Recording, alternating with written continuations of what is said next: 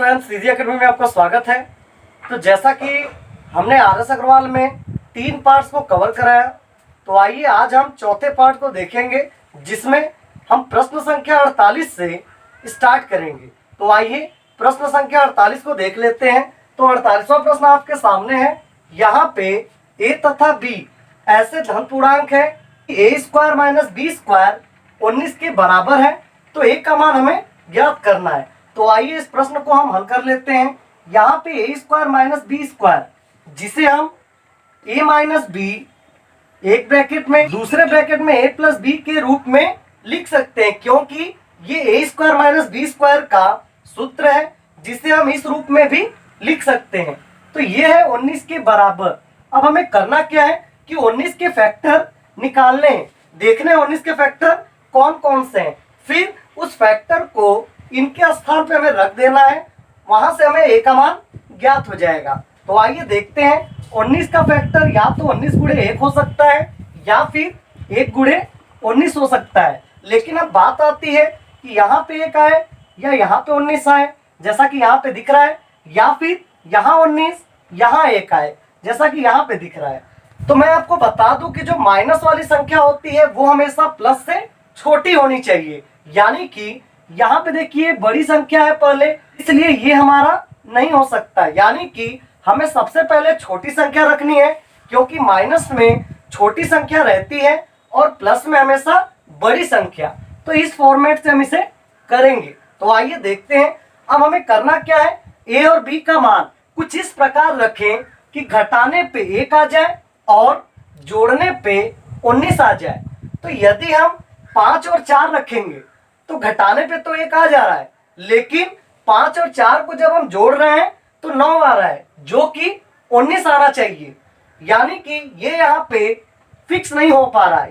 लेकिन यदि हम 10 और 9 रख ले तो 10 में से 9 घटाने पे 1 आ जा रहा है और 10 में 9 जोड़ने पे हमारा 19 प्राप्त हो जा रहा है। इसका मतलब वो संख्या 10 और 9 है, यानी कि ए का मान 10 है जबकि बी का मान 9 हो जाता है। यहाँ पे हम रख लेते हैं 10 प्लस 9 बराबर किसके है, 19 के। अब ये बताइए 10 में से 9 गया तो ये 1 प्राप्त हो गया और 10 9 19 प्राप्त हो गया, यानी कि 1 और 19 हो गए गुणा करने पे। इसका मतलब हमें ये पता चला कि जो ए का मान है वो है 10, जबकि बी का मान यदि आपसे प्रश्न में पूछता तो यहां से आप बी का मान भी निकाल लेते, जो है 9। तो मुझे आशा है ये प्रश्न अच्छे समझ में आया होगा। तो आइए एक और प्रश्न हम देख लेते हैं। तो 49वां प्रश्न आपके सामने है। इसमें हमें करना क्या है, ये देखिए, ये है भिन्न का जोड़, यानी कि सारे भिन्नों को हमें एक साथ जोड़ लेना है। तो आइए इसको हम जोड़ते हैं। सबसे पहले हम सही वाले अंकों को एक साथ जोड़ लें, फिर इसके बाद जो भिन्न वाले अंक है उनको हम जोड़ लेंगे। तो आइए जोड़ते हैं। 1 1 2 2 1 3 1 4, यहाँ पे 1 1 2 2 1 3, ये खत्म हो गया तो यहाँ पे 3, फिर इसके बाद 1 1 2, यहाँ ये भी खत्म हो गया तो ये बचा 2, तो 1 यहाँ कुछ नहीं है तो 1 हो गया, यानी कि 1234। अब हमें जोड़ना है भिन्नों को, यानी कि आधा और आधा, तो ये आधा आधा मिलके 1 बनते हैं। 1 में जब हम आधा जोड़ेंगे तो 1.5 हो गया हमारा, फिर इसके बाद जब आधा जोड़ेंगे तो 2, यानी कि 1234 में हमें 2 जोड़ लेना है, जो कि प्राप्त हो जाता है 1236, जो हमारे 49वें प्रश्न का सही उत्तर है। तो आइए 50वां प्रश्न भी हम देख लेते हैं। तो आइए 50वें प्रश्न को हम हल कर लेते हैं। ऐसे प्रश्न आपको कभी भी दिखाई दे तो आप हमेशा पीछे से स्टार्ट करेंगे। तो आइए इससे पहले हम कुछ कॉन्सेप्ट जान लेते हैं जो कि इस प्रश्न के लिए बहुत ही इंपॉर्टेंट है। पहला कॉन्सेप्ट, a के घाते b बराबर 1 के घाते कभी भी यदि c आपको दिखाई देता है, उस केस में ये जो आधार, यानी कि जब हमारे आधार बराबर होंगे तो उनके घात भी हमारे बराबर हो जाएंगे, यानी कि b बराबर c हो जाएगा। दूसरा कॉन्सेप्ट बता देते हैं आपको, कभी भी 1 के घाते b और घाते c दिखाई दे, उस केस में आप इन दोनों का गुणा कर लेंगे, यानी कि 1 के घाते bc हो जाएगा। तो आइए इस प्रश्न को हम देखते हैं। यहाँ पे हमें पीछे से चलना था, यानी कि 7 के घाते d बराबर 8 रख देते हैं। फिर इसके बाद 7 का मान दिया है 6 के घाते c, यानी 7 के स्थान पे हम रख लेते हैं 6 के घाते c, और साथ ही साथ इस d को भी ले लेते हैं, बराबर 8 हो जाएगा। इसके बाद 6 का मान दिया है 5 के घाते b, यानी कि 6 के स्थान पे हम रख लेते हैं 5 के घाते b, और साथ ही साथ मैंने आपको ये कॉन्सेप्ट बताया था, तो ये c और d आपस में गुणा होके बाहर निकल जाएंगे, बराबर हो जाएगा ये 8। तो आइए इसको आगे देखते हैं। तो यहाँ 5 का मान दिया है 4 के घाते a, यानी कि यहाँ पे 4 के घाते a, फिर ये b हमारा चला जाएगा बाहर, यानी कि b का गुणा कर लेंगे हम c और d में, तो ये प्राप्त हो जाता है b c d। तो यहाँ पे आधार बराबर करने के लिए इसका हम कर ले 2 का वर्ग और इसका कर ले 2 का घन, तो यहाँ पे दोनों आधार हमारे बराबर हो जाएंगे। तो आइए इसको कर लेते हैं। ये हो गया 2 का वर्ग और साथ ही साथ ए बी सी डी, अब बराबर ये 2 के घन हो जाएंगे। और मैंने आपको कॉन्सेप्ट बताया था कि यदि आधार बराबर होते हैं तो उनके घात भी हमारे बराबर हो जाएंगे, यानी कि यहां से निकल जाता है 2, तो 2a b c d बराबर 3 हो जाएगा, क्योंकि आधार हमारे बराबर हैं, इसलिए घात भी हमारे बराबर हो गए। तो आइए इसको करते हैं। a b c d बराबर 3/2। अब इसको जब हम काटेंगे तो यहां से हमें प्राप्त होता है ABCD का मान 1.5। तो अगला प्रश्न आपके सामने है, यहाँ पे लिखा है यदि 3/5 के घाते 3 गुणे 3/5 के घाते 6 बराबर 3/5 के घाते 2x माइनस 1 हो तो x का मान ज्ञात कीजिए। यानी कि ये जो x है हमारा, इसका मान हमें ज्ञात करना है। तो ये प्रश्न बहुत ही सरल है, तो आइए हम देखते हैं इसे।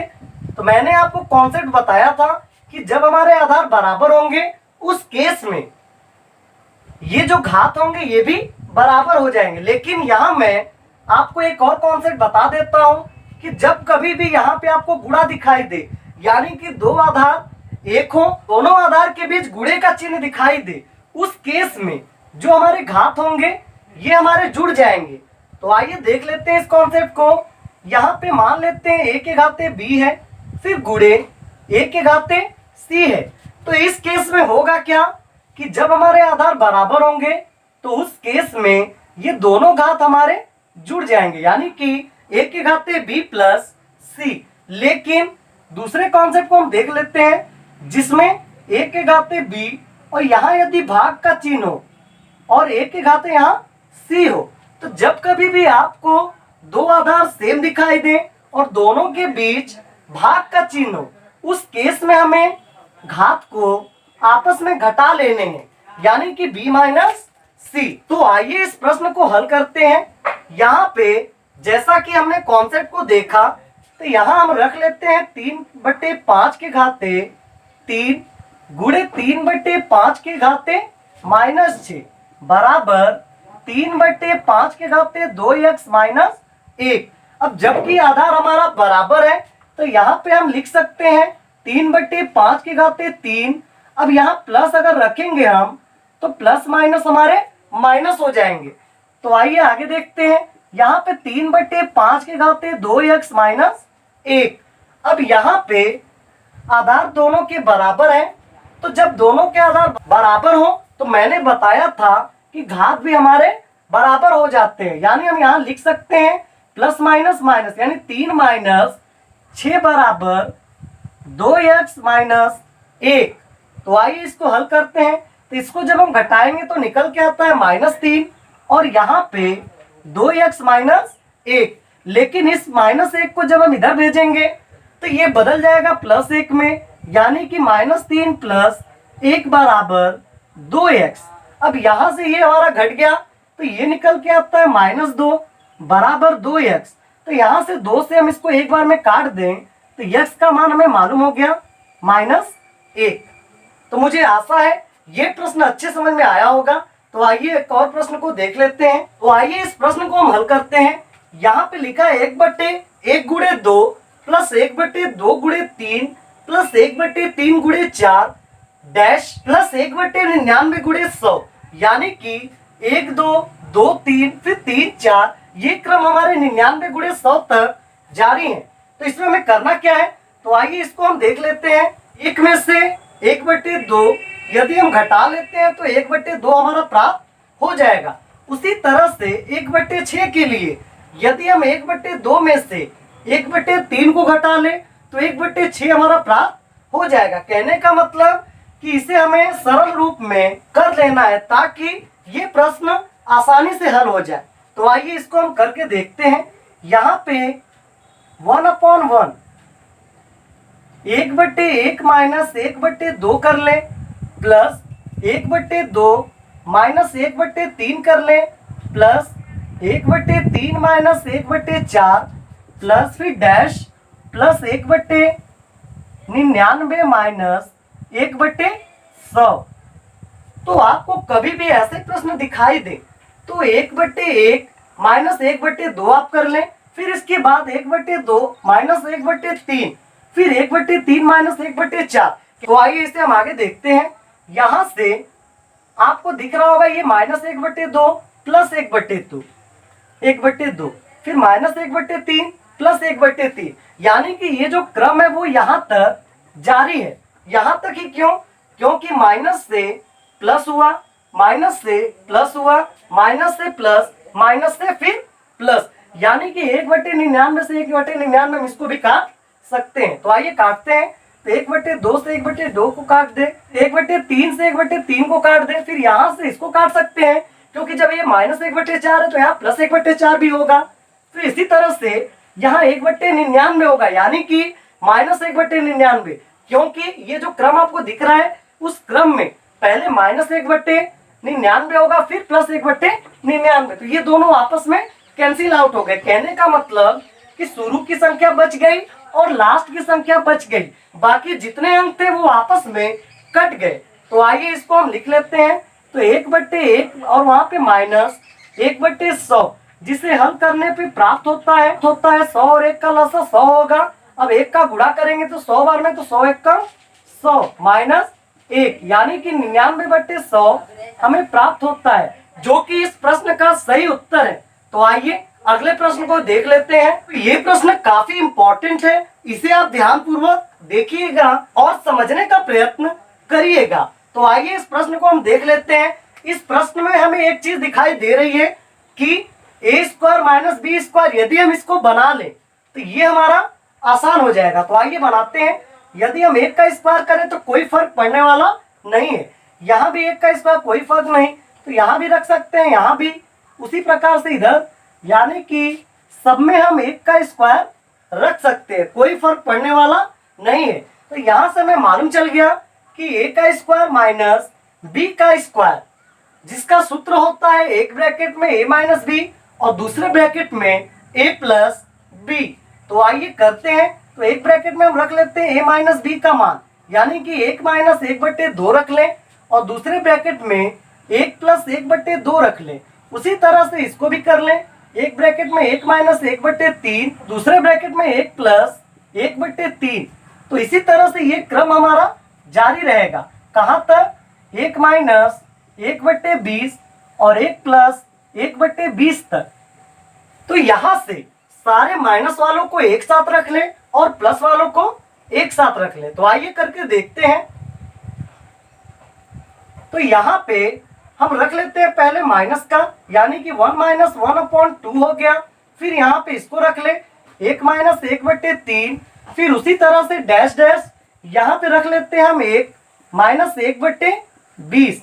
फिर इसके बाद दूसरे ब्रैकेट में हम इसको रख लेते हैं 1 प्लस 1/2, फिर 1 प्लस 1/3 रख लें, फिर डैश डैश 1 प्लस 1/20 तक हम इसको रख लें इसी तरह से। तो आइए इसको आगे देख लेते हैं। फिर यहां से ब्रैकेट को तोड़ दें, यानी कि 2 एकम 2 में से 1 गया 1/2, फिर गुणे 3 एकम 3 में से 1 गया 2/3। उसी तरह से यहां तक, यानी कि 20 एकम 20 में से 1 गया 19/20। फिर हम अगले ब्रैकेट में रख लेते हैं, प्लस वाले को तोड़ लेते हैं। तो यहां से 2 एकम 2 1 3/, 2, फिर गुणे 3 एक कम 3 एक 4/3, फिर डैश डैश ये चला आएगा यहाँ तक, यानी कि 20 एक कम 20 21/20 तक। तो यहाँ से हमारा ब्रैकेट टूट गया। फिर अब हम इसको हल कर लेते हैं। यहाँ से आपको दिख रहा होगा 2 से 2 कैंसिल हो गया, यानी कि इस प्रश्न को मैंने छोटा कर दिया था, क्योंकि यदि मैं सभी अंकों को लिखने लगूं तो यहाँ पे जगह की कमी हो जाएगी। तो आप लोग देख लीजिएगा, बस ये क्रम में होने चाहिए। यदि क्रम में होते हैं तो आप इसी तरह से 1-2 अंक को घटा सकते हैं, ताकि आपका प्रश्न छोटा हो जाए और आसानी से आप इसे हल कर सकें। तो आइए हम देखते हैं। यहाँ से हमने ऊपर से नीचे से ऊपर वाले को काट दिया, उसी प्रकार से 3 से यहाँ भी 3/4 होना चाहिए था, जिसे मैंने नहीं लिखा, तो इसको भी हम काट सकते हैं। उसी तरह से इस 4 से इस 4 को और 19 से 19 को हम काट लेंगे, यानी कि इस ब्रैकेट में ऊपर बचा 1 और नीचे बचा हमारा 20। और अगले ब्रैकेट में देख लेते हैं, तो यहाँ हम गुणा लगा लें सबसे पहले, फिर यहाँ पे देखते हैं तो 3 से 3 कट गया, यानी कि ये हमारा ऊपर से नीचे कट रहा है और ये जो हमारा था वो नीचे से ऊपर कट रहा था। तो यहाँ से काटते हुए हम चले आएंगे और कब तक काटेंगे, यहाँ तक 20 तक हम काटेंगे, यानी कि ऊपर रह गया 21 और नीचे आ गया 2। तो ये हमारा निकल गया 21/40। आप चाहे तो इसे छोटा भी बना सकते हैं। वो कैसे, 4 दाम में 40, 4 5 20, 4 दूनी 8, 2 बचा, 4 5 20, यानी कि 5.25/10। या फिर हम इसे और छोटा कर लें तो 0.525, जो कि इस प्रश्न का सही उत्तर है। तो आइए अगले प्रश्न को देख लेते हैं। तो यहाँ पे अंक सारे समान दिखाई दे रहे हैं, आधार सबके सेम दिखाई दे रहे हैं, सिर्फ घाते हमारे चेंज है। लेकिन घात आप देखिए ऊपर वाले को, तो यहाँ पे घाते 1 है, घाते 2 है, यानी ये क्रम घाते 7 तक जारी है। और बटे में यहाँ घाते 2, घाते 3 और ये क्रम घाते 8 तक जारी है। यानी कि कभी भी आपको ऐसा प्रश्न दिखाई दे जिसमें घाते हमारे एक क्रम में सजे हो, तो उस केस में अंश वाले हो या फिर हर वाले, जहां पे आपको लगे कि दोनों में से हमें कॉमन ले लेना चाहिए, आप उनका कॉमन निकाल के आसानी से उसको हल कर सकते हैं। आइए हल करते हैं इस प्रश्न को। यहाँ पे हम लिख लेते हैं 1.331 के घाते -1 प्लस 1.331 के घाते -2 प्लस 1.331 के घाते -7, और यहाँ पे ब्रैकेट में घाते 2/3। अब नीचे हम देख लेते हैं इसको। यहाँ पे या जो घाते 2 है उसमें से एक घात को हम कॉमन रख ले, जैसे 1.331 के घाते -1, इसको यदि हम कॉमन निकाल लें तो यहाँ हमारा बच जाता है एक ब्रैकेट में 1.331 के घाते -1। यह -1 क्यों बचा, क्योंकि अभी मैंने आपको बताया था पिछले प्रश्न में कि जब हमारे आधार सेम होते हैं और गुणे का चिन्ह होता है, उस केस में घात हमारे जुड़ जाते हैं, यानी कि 1 हमारा क्या हो जाता, -2। तो आइए इसको देख लेते हैं। फिर यहाँ पे प्लस, अब इसको कर लेते हैं 1.331। अब ये हमारा एक कॉमन निकल गया, तो कितना बचा, -2। फिर उसी तरह से ये क्रम हमारा यहाँ तक जारी रहेगा, यानी कि 1.331 के घाते -7। -7 क्यों, क्योंकि एक हमारा कॉमन हो गया। तो यहाँ पे आपको दिख रहा होगा कि जो हमारे अंश वाले हैं और जो हमारे हर वाले हैं, उसमें ये दोनों श्रृंखला हमारी एक समान दिखाई दे रही है। तो ऊपर से नीचे हम इसे काट सकते हैं, यानी कि हमारा बच क्या आया, ऊपर बचा 1 और नीचे बच गया 1.331 के घाते -1 और पूरे ब्रैकेट में 2 के घाते 3। तो आइए इसको हम हल कर लेते हैं। तो यहाँ पे कभी भी आपको हर में घाते दिखाई दे, वो भी माइनस में दिखाई दे, उस केस में ये हमारा रिवर्स हो जाता है, यानी कि इसको हम लिख सकते हैं 1.331 के घाते 1, घाते 2/3 लिख सकते हैं। तो यहाँ पे मैं बता दूं कि इसके घाते 1 हो तो कोई मतलब नहीं, यानी कि यही संख्या हमारी प्राप्त होगी। तो आप लिखिए या मत लिखिए, कोई फायदा नहीं है। तो यहाँ पे बच गया हमारा 1.331 के घाते 2/3। लेकिन 1.331 को यदि हम 1331 मान लेते हैं, अभी 1331 1331 है। 1331 यहाँ पे किसका घन है? तो वो है 11 का घन। तो फिलहाल में हम लिख लेते हैं 11 का घन। लेकिन जब ये 3 अंक पे दशमलव लगा हो तो हमें मालूम है कि ये घन हो गया, लेकिन यहाँ भी हमें लगाना है कितने अंक पे दशमलव? 1 अंक पे दशमलव। तो यहाँ पे हमें 1.1 के घाते 3 प्राप्त हुआ और साथ ही साथ यहाँ बच गया हमारा 2/3। यदि हम इस ब्रैकेट को तोड़ें तो यहाँ हमें प्राप्त होता है 1.1 के घाते 3। और मैंने आपको बताया था 48वें प्रश्न में कि जब हम इसको बाहर निकालते हैं तो ये गुणे में बदल जाता है, यानी कि 3 गुणे 2/3। तो यहाँ से यहाँ हम काट सकते हैं। तो ये हमारा प्राप्त हुआ 1.1 के घाते 2, यानी कि यदि हम इसको 11 मान लें तो 11 के घाते 2 होता है हमारा 121। अब यहाँ पे 11 के घाते 2 है, इसलिए 2 अंक पे हम दशमलव लगा ले। तो यानी कि इस प्रश्न का जो सही उत्तर था वो था 1.21। तो आइए इस प्रश्न को देख लेते हैं। यहाँ पे हमें दिख रहा है 1 - 1/3, फिर अगले ब्रैकेट में 1 - 1/4। उसी तरह से ये क्रम हमारा 1 - 1/n तक जारी है। तो आइए इस प्रश्न को हम देखते हैं। तो यहाँ हम 3 एकम 3 -1 यानी कि 2/3 लिख सकते हैं। फिर गुणे 4 एकम 4 में से 1 गया 3/4। फिर गुणे 5 एकम 5 में से 1 गया 4/5। डैश डैश ये हो गया n एकम n और n माइनस 1/n। तो आइए आगे देखते हैं। 3 से 3 हमारा कट गया, 4 से 4 कट गया, यानी कि नीचे से ऊपर कट रहा है, नीचे से ऊपर, यही क्रम हमारा जारी है। तो 5 से 5 भी कटेगा जो कि यहाँ होगा 5/6। फिर 6 से ये कट जाएगा, यानी कि इससे हम इसको भी काट सकते हैं। जो हमारी वैल्यू बच गई वो ऊपर बच गई 2 और नीचे हमारा बच गया n, यानी कि इस प्रश्न का सही उत्तर 2/n है। तो आइए एक और प्रश्न हम देख लेते हैं। तो आइए इस प्रश्न को हल करते हैं। ये प्रश्न बहुत ही आसान है। तो यहाँ पे लिखा है 2 - 1/3, एक ब्रैकेट में, दूसरे ब्रैकेट में 2 - 3/5, अगले ब्रैकेट में 2 - 5/7 और डैश डैश 2 - 997 बटे में 999। तो आइए इसे हल करते हैं। तो यहाँ पे 3 दूना 6, 6 में 1 गया 5 बचा 5/3। फिर गुणे कर लें, 5 दूनी 10 में से 3 गया 7, 7/5। गुणा कर लें, 7 दूनी 14 में से 5 गया 9, 9/7। तो इसी तरह हम यहाँ तक पहुंच जाएंगे, यानी कि 999 का दूना कर लें और 997 में से घटा ले। तो 999 का दूना होता है 1998, और जब हम 1998 में से 997 घटाएंगे तो हमारा निकल के आता है 1001 और बटे में 999। तो आइए इसे हल करते हैं। यहाँ पे आपको क्रम दिखाई दे रहा होगा, 5 से 5 गया, 7 से 7 कट गया, यानी कि एक बार ऊपर एक बार नीचे, फिर एक बार ऊपर फिर एक बार नीचे। तो यहाँ ये क्रम हमेशा जारी रहेगा।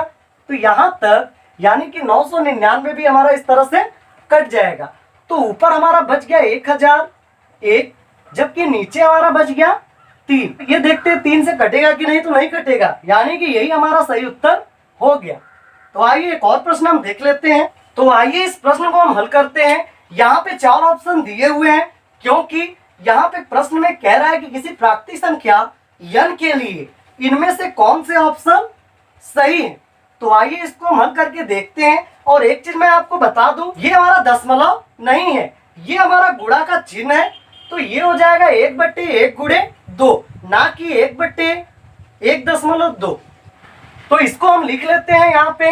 ये हो गया 1/1 गुणे 2 प्लस 1/2 गुणे 3 प्लस 1/3 गुणे 4 और डैश डैश ये हो जाएगा प्लस 1, फिर n गुणे n प्लस 1, यानी कि यहाँ तक ये वैल्यू हमारी दी हुई है, जिसमें हमें n का मान बताना है कि 1 होगा या फिर 1 से बड़ा होगा या फिर 1 से छोटा होगा, या फिर n का मान निश्चित नहीं है। इन चारों ऑप्शन में से हमें सही आंसर ज्ञात करने हैं। तो आइए हम ज्ञात करते हैं। तो यहाँ हम इसको 1 - 1/2 के रूप में भी लिख सकते हैं, प्लस 1/2 - 1/3 लिख सकते हैं। इसको 1/3 माइनस 1/4 लिख लें, और यहाँ तक यानी कि 1/n माइनस 1/n प्लस 1। तो इसको हम यहाँ तक ऐसे करके लिख सकते हैं। तो आइए इसको हल करते हैं। तो यहाँ पे आपको दिख रहा होगा ये ठीक 52 वाले प्रश्न के जैसे है। एक में -1/2, फिर दूसरा हमारा +1/2। तो ये हमारा -1/2 +1/2 से कट गया। इसको हम इससे काट लें, इससे हम अगले वाले से काट लें, क्योंकि अगले क्रम में +1/4 आना था। फिर यहाँ -1/n से +1/n को भी हम काट सकते हैं, यानी कि हमारा पहला अंक बचा 1 और लास्ट वाला बचा -1/n+1। तो आइए इसको हम हल करके देखते हैं। तो n+1 का जब 1 में गुणा करेंगे तो ये निकल के आएगा n+1।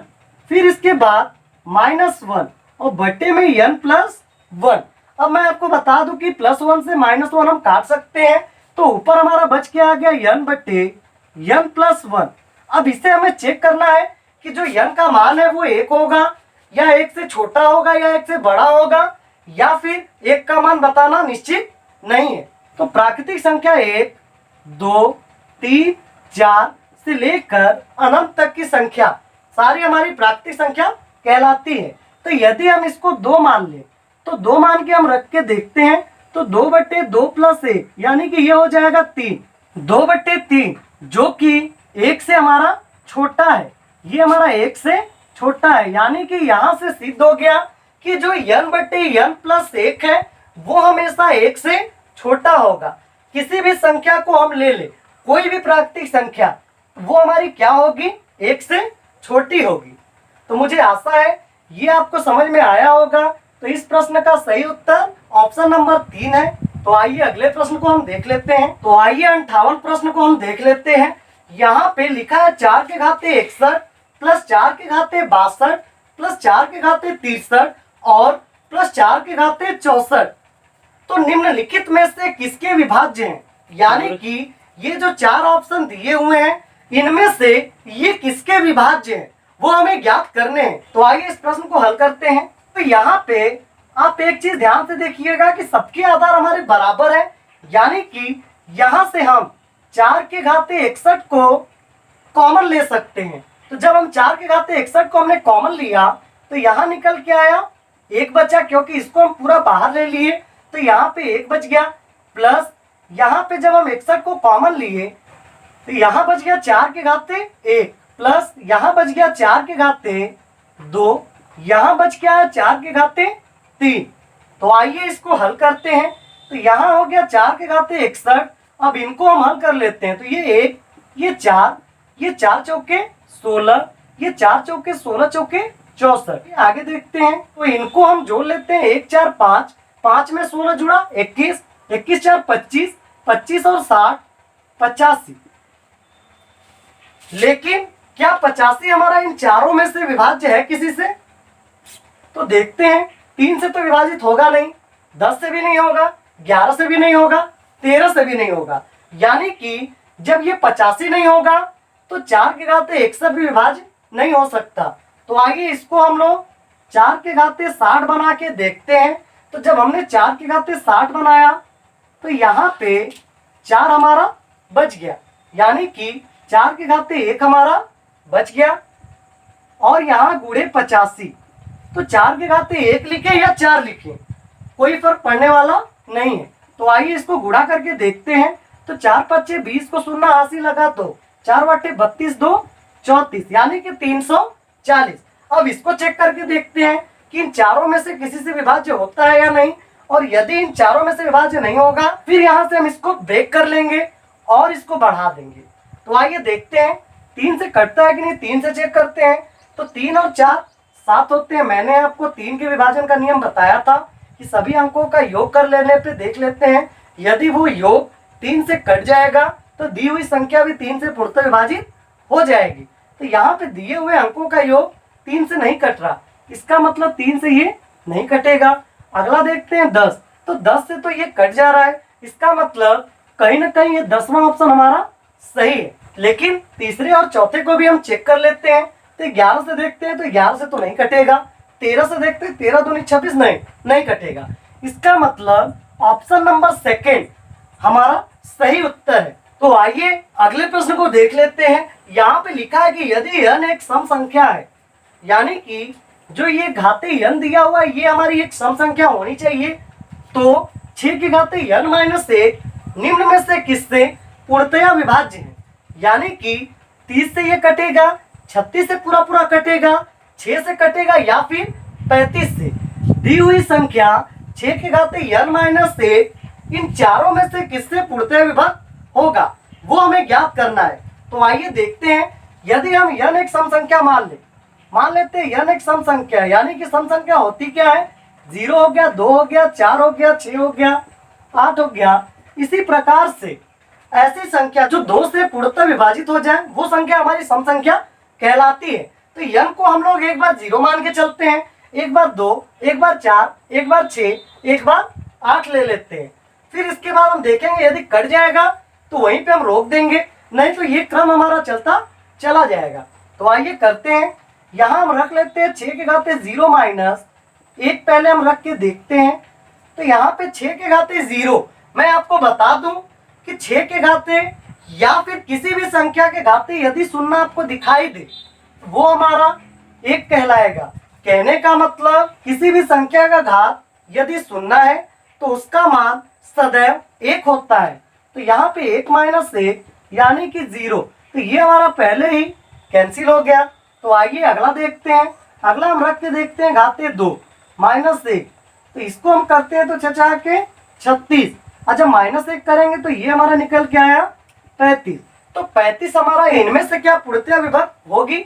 तो आइए देखते हैं 30 से नहीं, 36 से नहीं, 6 से नहीं, 35 से, हाँ 35 से ये पूर्णतया विभक्त हो जाएगी। इसका मतलब कि जो 35 है वो हमारा सही उत्तर है। तो इस प्रश्न का सही उत्तर 35 है। तो जैसे ही ये हमारा आंसर आ गया तो अब हमें आगे जाने की जरूरत नहीं है। तो मुझे उम्मीद है कि आपको ये सारे प्रश्न अच्छे समझ में आए होंगे। तो यदि आपको मेरे सारे प्रश्न अच्छे से समझ में आए तो नीचे दिए हुए लाल बटन को यानी कि सब्सक्राइब बटन को आप क्लिक करके मेरे चैनल को तुरंत सब्सक्राइब कर लें और साथ ही साथ दिए हुए बेल आइकन को क्लिक कर लें ताकि मेरे रोजाना के अपडेट्स आप तक आसानी से मिल सके। तो आज के लिए इतना ही, धन्यवाद।